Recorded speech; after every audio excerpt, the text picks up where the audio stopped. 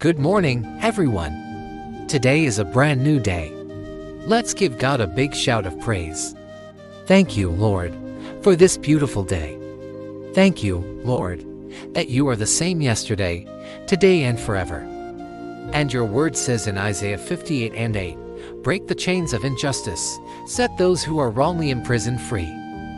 For my people suffer being oppressed and crushed by their oppressors, which means that we can come to you with our problems and you will solve them. We have authority in the name of Jesus to cast out demons, to heal the sick, to deliver the oppressed, and to bless your people. Today, what we are going to be looking at is a very serious problem, but it doesn't mean that we don't have hope, because our hope is not in man but our hope is in God Almighty. So, I want to take you to Exodus chapter 23 verse 25. And the Lord spoke to Moses saying, speak to the children of Israel and tell them the feast which you shall celebrate in its season. These are the feasts of the Lord. So the feasts of the Lord has a lot of different things that we can learn about celebrating God and enjoying God's presence. But I want to focus on one thing here. The Passover, unleavened bread and first fruits. You shall observe them as feasts of the Lord throughout your generations. So it's important to understand that this was a command given by God to Moses. It wasn't just a suggestion. You shall observe these feasts as feasts of the Lord. And one of those feasts was the Feast of First Fruits. This had to do with when the wheat harvest began. They were to bring the first fruits to God. And so the Feast of First Fruits is giving God his portion first before anyone else gets anything. It is an act of worship. It is an act of praising God and glorifying God for the provision that he has made through the harvest. So today we are coming into God's presence to give him his portion first. And I want to give God thanks for the many testimonies that he has allowed me to read over the past few months regarding the miracles that he is doing in your life. He is saving your children, your grandchildren, your nieces, your nephews. He is saving your jobs. He is saving your marriages. He is saving your finances. He is saving your health. He is doing great things in your life. And I want to say thank you for taking the time to send those testimonies in. It is such an encouragement to me and to all the other people that read those testimonies. But I also know there are some of you that have been asking us to pray with you. And so I want to take the time today to lift up those requests before God. So if you are a first-time viewer here, I invite you to subscribe and turn on the notification bell so that you will get alerts whenever we post new videos. And so if you want to join us here for these live streams, then be sure to check back often. Okay, let's go ahead and get started.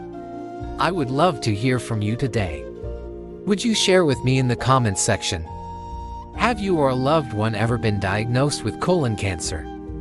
If you have, I would love to hear your story. Maybe it was a recent diagnosis, or maybe it was years ago, and I would like to hear how you came through that situation. So today's colon cancer prayer point is this: Lord, cleanse the body from every tumor and renew the digestive system with your healing touch. So let's talk about this a little bit. As believers, it's important for us to understand that although we have the Holy Spirit living on the inside of us, we still live in a fallen world where sickness and disease exist. And so sometimes we can find ourselves facing health challenges, and some of those health challenges can even be life-threatening. But we serve a living God who is full of compassion and mercy. And the Bible tells us in Psalm 103, bless the Lord, O my soul. Forget not all his benefits, who forgives us all our iniquities, who heals all our diseases. So when we look at this verse, we see that healing is part of God's benefits. When we put our faith in Jesus Christ, we receive the benefit of healing. In fact, Jesus came to give us life and life more abundantly. John chapter 10, verse 10. So what exactly is colon cancer? Well, colon cancer occurs in the large intestine, also called the colon. The colon is a tube that is about 6 feet long, and it helps to remove water from undigested food, and then the waste material becomes stool. So what happens is, with colon cancer, you have these cells that begin to grow uncontrollably. And so you have these abnormal cells that begin to destroy the normal cells. And then oftentimes this process begins in a growth called a polyp, which is kind of like a small mushroom-like growth that can develop in the colon. And so over time, that polyp can become cancerous, and then you have this spreading and growing of cancer cells.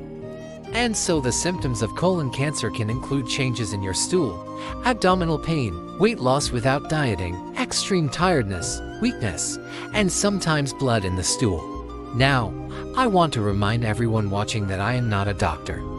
So if you have any medical concerns, please contact your physician. However, what I do know is that we serve a great physician in the sky, the author and the finisher of our faith, the Lord Jesus Christ. And the Bible tells us in Isaiah 58, "Then your light will break forth like the dawn, and your healing will quickly appear."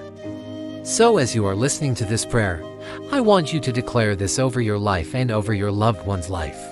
Declare this as though you already possess it. Don't hold it in. Don't doubt in your heart. Believe what God has said in His Word. Know in your spirit that God is going to heal you. Now, before we begin, I want to ask that you stand with me, and let's give God a big shout of praise. Father, we come into your presence with thanksgiving. Thank you that you are the same yesterday, today, and forever. And thank you that your word says in Isaiah 58 and 8, "Break the chains of injustice. Set those who are wrongly imprisoned free. For my people suffer being oppressed and crushed by their oppressors." So, Father, right now, I declare by the authority that you have given me in the name of Jesus, that every chain, every force that is trying to harm someone watching, trying to harm yourself, trying to harm a loved one, I break that chain right now.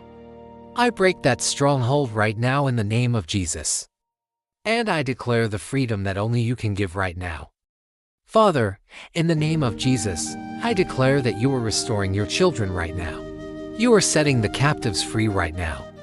You are releasing them from every oppression, every burden, every mental anguish, and every fear. You are replacing those things with joy, peace, and strength in the name of Jesus. Father, this is a thanksgiving. Thank you that you are restoring your children right now. Thank you that you are saving your children right now. Thank you that you are answering the prayers of your people right now. Thank you that you are changing situations right now. Thank you that you are doing amazing things in your children's life right now. And Father, I know there are going to be some of your children that are going to leave these comments that are going to need special attention. So Father, I commit these names into your hands right now. Heal their bodies. Heal their minds. Heal their spirits. Heal their relationships. Heal their families. Heal their finances. Heal their jobs. Heal everything that the enemy has tried to steal from them. Lord, we thank you that you are the healer. You are the one who redeems our life from destruction, and you crown us with loving kindness and tender mercies. We thank you that you are a shield around us and our defense. We thank you that you are the one who guides our feet into the way of peace. You are the one who turns our mourning into dancing. You turn our sorrow into a shout of joy. You are the healer. Father, we thank you for your healing touch. We thank you that you are touching your children right now. You are releasing them from sickness and disease. You are making them whole and complete right now. We thank you that you are giving them a clean bill of health.